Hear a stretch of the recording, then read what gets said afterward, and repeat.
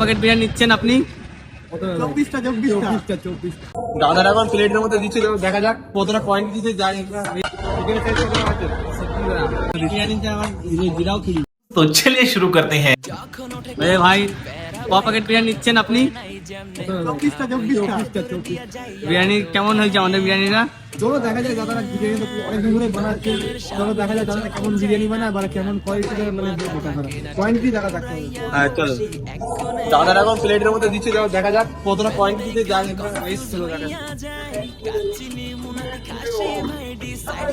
বড় সাইজের একটা আলু দিয়ে দিয়ে তারপরে রাইস যাচ্ছে। চিকেনের সাইজটা কত আছে দাদা? চিকেনের সাইজ কত আছে? 170 গ্রাম চিকেনের সাইজ আছে। ঠিক আছে, এবারে কে বলবো কেমন হয়েছে বিরিয়ানিটা। আর আমরা 24 প্যাকেট বিরিয়ানি মানে নিয়ে যাচ্ছি বলে তাই জন্য কন্টেনার করে দেওয়া হচ্ছে। আর কন্টেনারের কোয়ান্টিটিটা দেখো কতটা করে দিচ্ছে, পুরো ভরে ভরে দিচ্ছে। কন্টেনার হচ্ছে কতটা করে উঁচু আছে বিরিয়ানি রাইস, কতটা করে ভরে ভরে দিচ্ছে। मैं बाबा टिल्लू टिल्लू नाम में মানে বিরিয়ানি প্যাকেটের সাথে একটা করে। দাদা তুমি নতুন দোকান খুলেছো নাকি?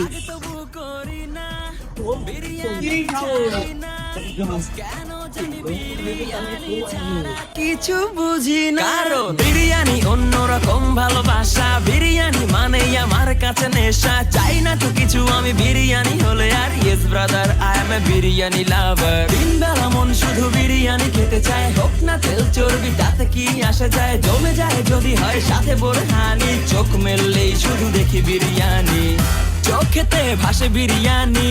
তারপর বিরিয়ানি প্যাকেটটা নিয়ে আমরা চলে আসলাম বাড়িতে। আর বিরিয়ানির সাথে ছিল স্যালাড আর গ্রিন চাটনি। কন্টেনারে আবার বিরিয়ানির দোকানের নামও লেখা আছে নিউ সরকার বিরিয়ানি। তারপর বিরিয়ানিটা আনবক্সিং করা শুরু করে দিলাম আর আমার স্টাইলে বিরিয়ানিটা ঢেলে নিলাম। আর বিরিয়ানিতে ছিল এরকম জাম্বু সাইজের একটা আলু আর এতটা কোয়ান্টিটিতে মশলাদার রাইস আর ছিল 70 গ্রামের একটা চিকেনের লেগ পিস। বিরিয়ানিটা টেস্ট করে দেখা যাক এবার কেমন হয়েছে। প্রথমে একটু রাইস খেলাম, রাইসটা পুরো ভাই পুরো মশলাদার রাইস, কোনো হেলদি বিরিয়ানি না, পুরো মশলাদার বিরিয়ানি এটা। তারপর আলুটা ভাঙলাম, আলুটা পুরো মাঝখান দিয়ে ভেঙে পড়ে গেল, পুরো নরম সফট ছিল। তারপর আলুটা দিয়ে একটু খেয়ে দেখলাম বিরিয়ানির। আলুটা দিয়ে খাবার পর বুঝলাম যে আলুটা পুরো নর্মাল আলু ছিল। আলুটা তোমরা তো জানো যে বিরিয়ানি আলু যে পেঁয়াজ রসে দিয়ে বানায়, কিন্তু এই আলুটা সেই পেঁয়াজ রসে ছিল না, এটা নর্মাল আলু ছিল। তারপর একটু চিকেন দিয়ে খেয়ে দেখলাম, আর চিকেনটা খেয়ে খাওয়ার পর বুঝলাম যে চিকেনটা অনেকটাই শক্ত আছে। আর বিরিয়ানির চিকেন একটু মানে জুসি জুসি না হলে ভালো লাগে না খেতে। আর আমি তোমাদের সবসময় 1S রিভিউ দিই, সেটা হয়তো বিরিয়ানি হোক বা যে কোনো খাবারই হোক, সবসময় তোমাদেরকে 1S রিভিউ দিই। আর আমি দোকানে বসে হোক আর বাড়িতে বসে হোক, সবসময় তোমাদেরকে আমি 1S রিভিউ দিই। দোকানে বসে খেয়ে আসবার খারাপ বিরিয়ানিটা ভালো রিভিউ দিয়ে আসবে, সেটা আমি করি না। পরে তোমরা গিয়ে খেয়ে বলবে দাদা বিরিয়ানিটা তো ভালো না।